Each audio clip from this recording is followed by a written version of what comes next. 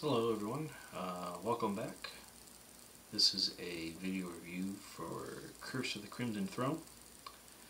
It's from Pathfinder, and it was before they put out their official Pathfinder rules. This is the 3.5 version. So if you plan on running this, just make yourself aware. You may need to make some needed conversions. You can certainly find most of these I think all of the conversions on the Paizo forums. Really though, you can just take the listing for the monsters in the bestiary, go right to your bestiary book. It's already updated there for you. As far as any needed changes, you know, the class skills, or just skills in general with perception and such. Maybe advancing the CR up a knot, maybe one extra monster or so, or most of the magical items and such, you know, you find those in the core rule book. So really there's not much there that you would need to really convert over. As far as running this, the first book takes place in a rural city, so you don't have to worry about the wilderness or a small village or whatever. You get a sort of showcase for a cityscape, and you kind of start this out where all the people in your group you eventually meet come together and such, based on this one person who did something so terrible to you in your life. This is your moment to exact your vengeance upon them. They give all these options for what happened to you in regards to this person. So you're kind of all brought together by a villain that has wronged you, and you're there to seek your vengeance upon them. And it's quite a nice location where you first get to go to, being sort of like these docks. And you start to see the change of the monarchy. It's a quite quick change that you're a part of, where, you know, you find out that your roles become more vital within the city, whether for good or for bad. But there's a lot of rural areas here that is very nice. A lot of unique characters here. There's one NPC that kind of has this dual personality, similar to like Batman. It's kind of funny in a way, just how they kind of presented this person. And there's supposed to be mystery and intrigue, but it's quite easily for your players to kind of identify who the person is. But there's still this sort of theme for this person, this sort of seeker of justice, this dark knight. So they'll come across this person over the next 2 books or so. There's a nice mechanic in here with like chase scene. They present that in the game mastery guide, as far as the mechanics on how to run that. I recommend like 3x5 cards, set them up, and each time your miniature or person gets those, you flip it over and tells you like the skill that you need to accomplish, whether you choose to make a run and jump, or some sort of climb, or some sort of dodge out of the way of something, or acrobatics check to move out of the way of a crowd and such. Sort of a Assassin's Creed sort of a run through the street should come to mind to you, as far as this chase scene that ensues. But you're given a lot of different jobs, if you will, since the city starts to go into a turmoil of chaos, and well, you'll see quite rapidly the depleting guards that can sort of go everywhere to bring back the peace, and so you kind of in there helping the guard. You meet a lot of people. There's a little bit of exploration with sort of a underground. You can get to go to certain markets and such.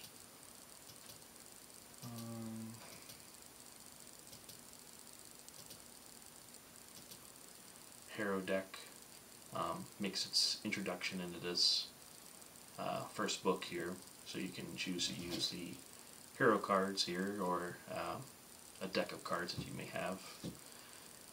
The back of the book even shows you what each card represents. And this is Varsian themed, so you know, you can use one of your, if you have one of the Varsian supplement books,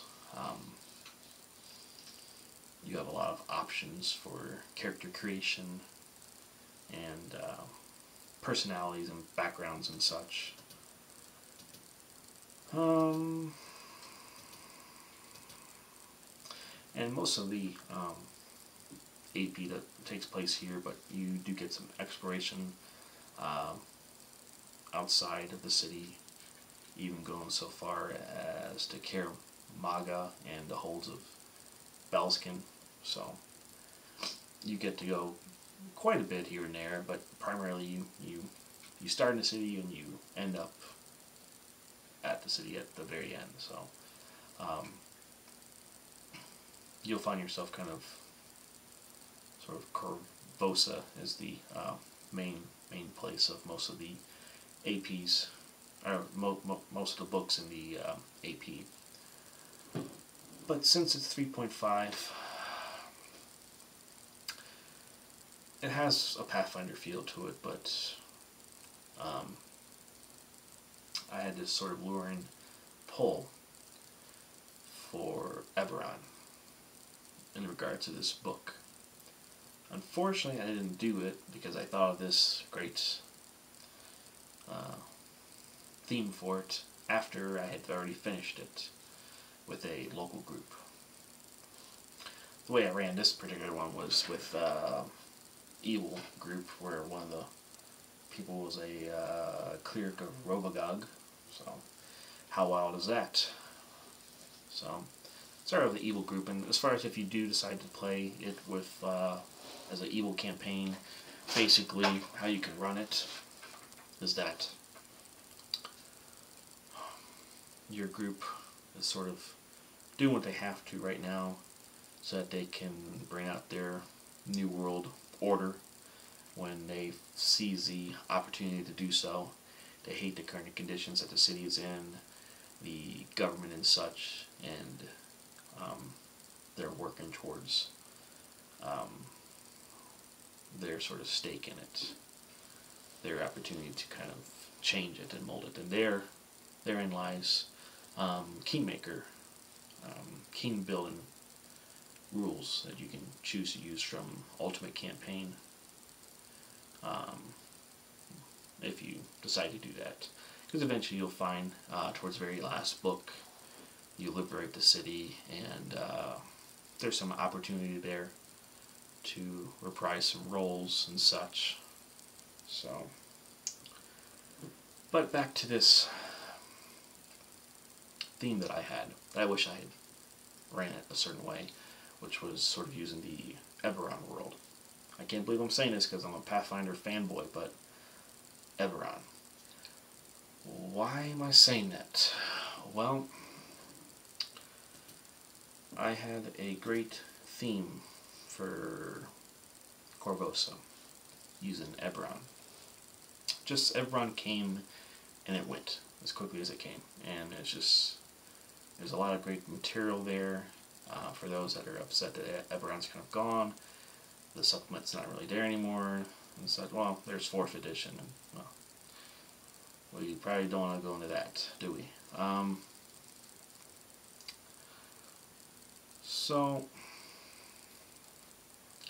if you miss Eberron, if you like the Warforged and all that kind of stuff, I have a great proposition for you. And how you can kind of make Curse of the Crimson Throne even better. And if you don't want to go through the hassle of conversions, really there's not any, as I explained, there's not really much of a hassle. But if you just don't want to deal with it at all, and the Eberron sort of thought here intrigues you, I'll continue this now. Korovsa. It doesn't start in Korovsa, it starts in Karrnath.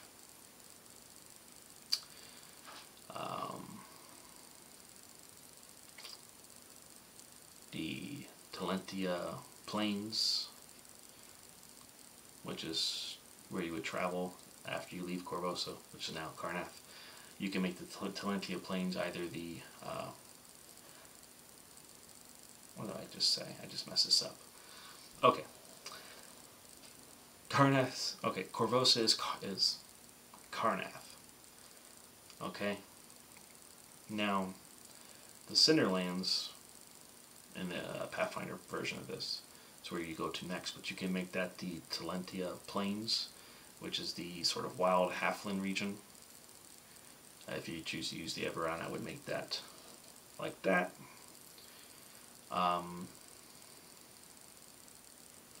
The Hold of Belzken, where the Orcs reside, where you later go to, I would make that the Mournland, and then swap out all the Orcs and replace that with Warforged.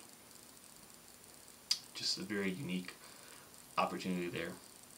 It's still hostile and such, where you have to go and reclaim an artifact, and of course you're going to some sort of castle, Scarwall, which now it's not going to be a Scarwall, it would be like a Sire kingdom, that of course fell to that magical plague, that unknown plague, so you really can feature that. Now with Pathfinder, there's this Queen Ileosa, it's the main villain. You can make that King Kaius instead, whether it's King Kaius II or the third, whatever, the one that's the vampire or something. That's a very unique opportunity there. But who would you face in the Talenta Plains, also known in the Pathfinder world as the Cinder Lands? Well, in the Eberron would be Talenta Plains. You can have the tribal halflings for that. And as I explained in the Hold of Belzken, you can make that Warforged. But for the Talenta Plains, you can have the Shoanti be represented as the tribal halflings. So that's just very unique. The Sable Marines for Pathfinder, switch that over to Eberron version and make that Rekkenmark, that academy where they train their swordsmen and such.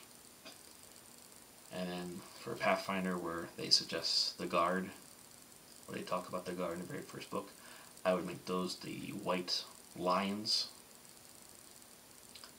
That's the Guard in Karrnath, Karth, or whatever. Later on in the books, in the Pathfinder version, you'll meet up with the Red Mantis. In the Eberron version, I would make that the Emerald Claw, which are sort of the rogue, sort of disbanded group of King Kaius from back in the day during the war. It's a very good opportunity to use that. It meshes quite well. Later on, the Grey Maidens make their arrival in the books. Swap them out using the Eberron version. I would go with Blood of Vol. Again, you get that King Kaius, vampires, whole theme there. Then there's some people that step in to try and bring order to the city, these mercenaries, known as Hellknights. That's Pathfinder. Using the Eberron style, I would make that House Deneith. That's perfect. In the books, you'll come across these ibex mask sort of plague doctors when the plague strikes the city.